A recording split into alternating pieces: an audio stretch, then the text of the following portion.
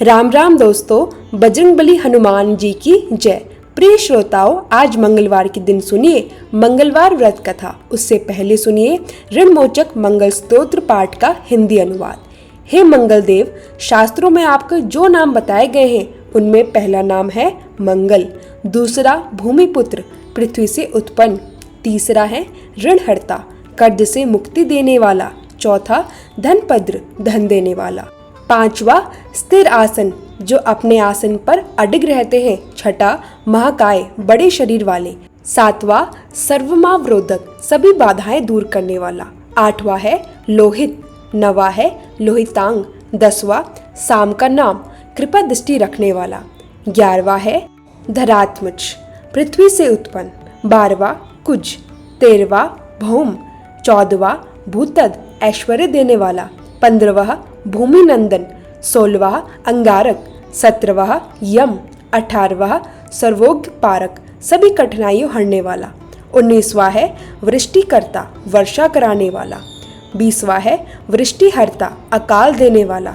21वां है सर्वकाम फलप्रद सभी मनोकामना का फल देने वाला। हे मंगल देव, जो भी मनुष्य इस 21 नामों का वाचन करता है उस पर कभी ऋण नहीं रहता और वह धनवान हो जाता है। हे मंगल देव, आपकी उत्पत्ति पृथ्वी के गर्भ से हुई है, आपकी आभा बिजली जैसी चमकती है, आप कुमार रूप में समस्त शक्तियों के धारण करता है, आपको मैं प्रणाम करती हूँ। आपका स्तोत्र सच्ची श्रद्धा और आस्था से करने पर मनुष्य के सभी कष्ट दूर हो जाते हैं। हे मंगल देव, आप भक्तों का ऋण चुकाते हैं, व्याधियाएं दूर करते हैं, गरीबी मिटाते हैं, अकाल मृत्यु का भय हरते हैं और सुख समृद्धि प्रदान करते हैं। आपको प्रसन्न करना कठिन है, पर जब आप कृपा करते हैं तो कुबेर समान धन संपत्ति मिलती है। जो भी इस ऋणमोचक मंगल स्तोत्र का पाठ करता है वह कर्ज से मुक्त हो जाता है, युवा बना रहता है और सुख समृद्धि को प्राप्त करता है। स्तोत्र यही समाप्त होता है। सभी मिलकर बोलिए मंगल देव की जय। ओम हम हनुमते नमः। अब श्रद्धा और भक्ति भाव से सुनिए पावन मंगलवार व्रत कथा, जो जीवन में सुख, शांति और शक्ति का संचार करती है। एक बार नैमिषारण्य तीर्थ में 88,000 मुनि एकत्रित हुए। उन्होंने श्री सूत जी से महाराज से पूछा, हे महामुनि, ऐसा व्रत और कथा बताइए जिससे संतान प्राप्त हो और मनुष्य को रोग, शोक और भय से मुक्ति मिले। सूत जी बोले, हे मुनियों, आपने लोक कल्याण की बात पूछी है। एक बार धर्मराज युधिष्ठिर ने भगवान श्री कृष्ण से यही प्रश्न किया था। भगवान श्री कृष्ण ने युधिष्ठिर को जो उत्तर दिया वही मैं तुम्हें सुनाता हूँ। सभा में युधिष्ठिर ने श्री कृष्ण से कहा, हे माधव, कोई ऐसा व्रत बताइए जिससे रोग शोक दूर हो और पुत्र की प्राप्ति हो, क्योंकि बिना पुत्र के जीवन व्यर्थ है। श्री कृष्ण जी बोले, राजन, कुंडलपुर नगर में नंदा नामक ब्राह्मण था। उसकी पत्नी सुनंदा संतानहीन थी।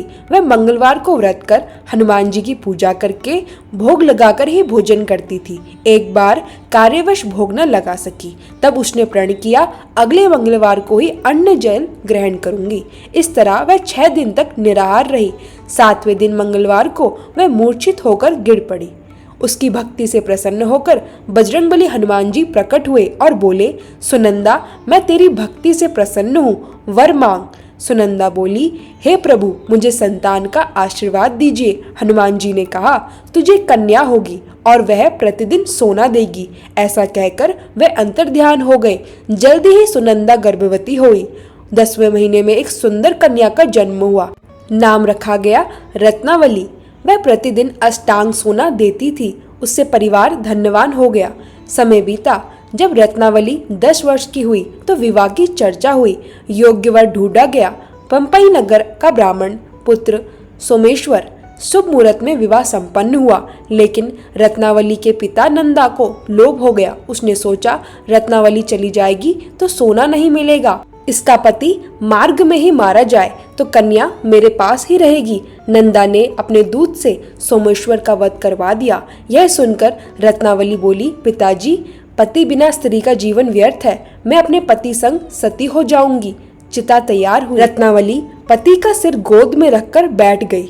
जैसे ही अग्नि प्रज्वलित हुई तभी मंगलदेव प्रकट हुए और बोले, रत्नावली, मैं तेरे पति भक्ति से प्रसन्न हूँ, वर मांग। रत्नावली ने कहा, मुझे मेरे पति का जीवन दान दीजिए। मंगलदेव ने कहा, तेरा पति अजर अमर होगा, महाविद्वान होगा और जो भी मंगलवार को मेरा व्रत करेगा उसे रोग शोक नहीं होंगे, स्त्री विधवा नहीं होगी। यह कहकर मंगलदेव अंतर्ध्यान हो गए। सोमेश्वर जीवित हो उठा। रत्नावली अपने पति सहित सुखपूर्वक रहने लगी। मंगलदेव की कृपा से उन्हें ऐश्वर्य और अंत में स्वर्ग प्राप्त हुआ। इस प्रकार मंगलवार व्रत की कथा समाप्त होती है। जो भी भक्त श्रद्धा और विश्वास से इस व्रत को करते हैं उन पर श्री राम और हनुमान जी की कृपा विशेष रहती है।